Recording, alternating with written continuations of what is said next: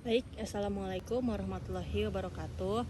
Perkenalkan, nama saya Zahira Haifa Agni. Saya dari kelas DK 4805 dengan NIM 1060124000297.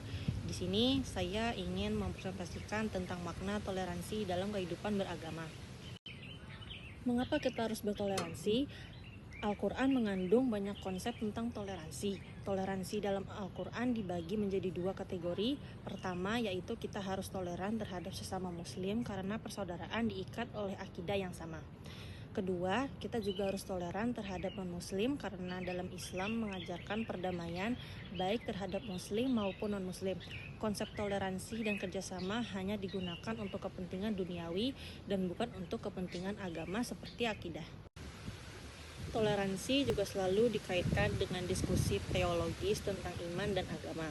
Dalam hal ini, toleransi terkait erat sekali dengan makna imperatif agama yang harus diterapkan dalam tindakan dan tindakan masyarakat.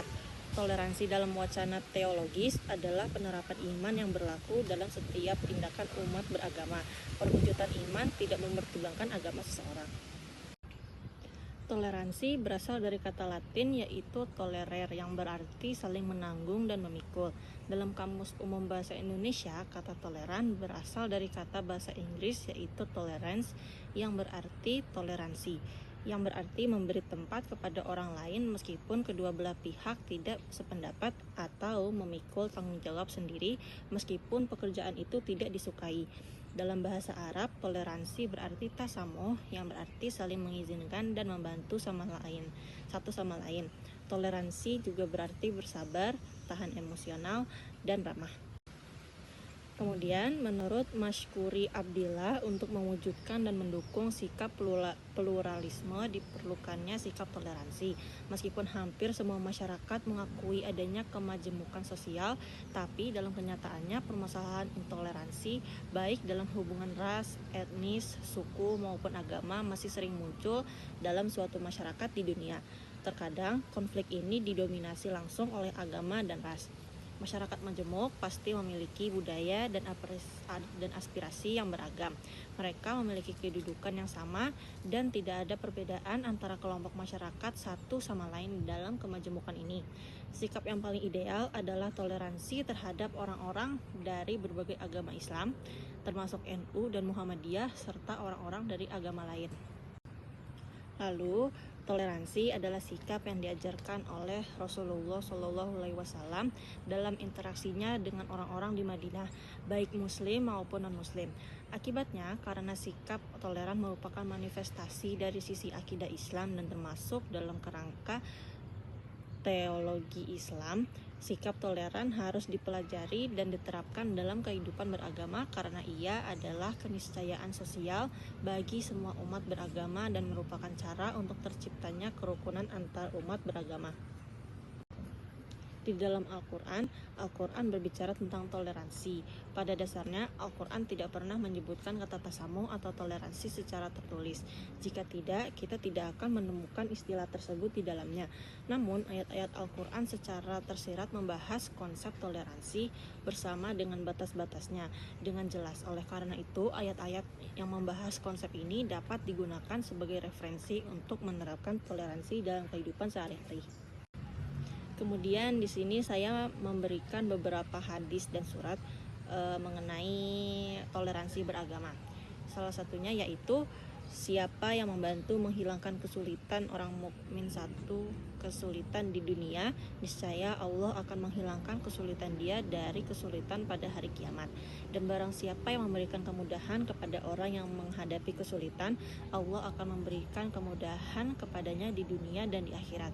Hadis riwayat Muslim. Lalu ada surat juga dari Al-Baqarah ayat 256 yaitu la ikroha fizin, yaitu artinya tidak ada paksaan dalam menerima agama Islam. Hadis selanjutnya yaitu dari Ibnu Juraij. Ia berkata, di antara isi surat Rasulullah Shallallahu Alaihi Wasallam kepada penduduk Yaman adalah siapa di antara penduduk Yahudi dan Nasrani yang tidak mau masuk Islam, maka dia tidak akan dihalangi menjalankan keyakinannya. Akan tetapi ditetapkan jizyah atas setiap orang yang berakal, laki-laki, perempuan, merdeka ataupun budak. Hadis riwayat Abdur Razak. Kemudian ada juga ayat dari surat Al-Hujurat ayat 10 yang berbunyi innamal mu'minuna ikhwatun fa aslihu baina akhawaikum wattaqullaha la'allakum turhamun, yang artinya orang-orang beriman itu sesungguhnya bersaudara.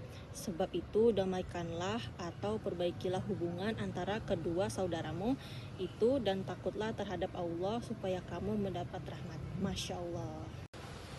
Kesimpulan dari yang sudah saya sampaikan adalah dalam Islam, toleransi beragama berarti saling menghormati, menghargai, dan tidak memaksakan keyakinan agama seseorang terhadap orang lain, serta hidup rukun dalam perbedaan sebagai bagian dari sunnatullah atau ketetapan Allah.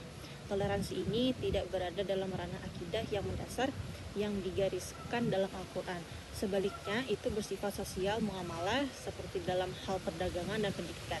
Sebagaimana disebutkan dalam surat Al-Baqarah ayat 256, agama Islam secara tegas melarang atau memaksa orang lain untuk menganut agama tersebut. Toleransi berarti menghargai perbedaan agama sebagai bagian dari ciptaan Allah agar manusia saling mengenal, bukan saling bertukar keyakinan. Sekian dari saya, Zahira Haifa Agni. Terima kasih sudah mendengarkan saya. Mohon maaf bila ada kesalahan dalam saya mengucapkan kalimat atau ayat. Selebihnya mohon maaf. Wassalamualaikum warahmatullahi wabarakatuh.